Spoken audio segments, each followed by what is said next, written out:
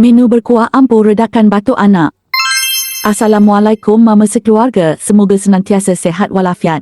Amin ya rabbal alamin. Ini saya masak kuah ikan segar. Simple tapi banyak manfaatnya untuk badan. Apalagi kalau anak-anak pada batuk.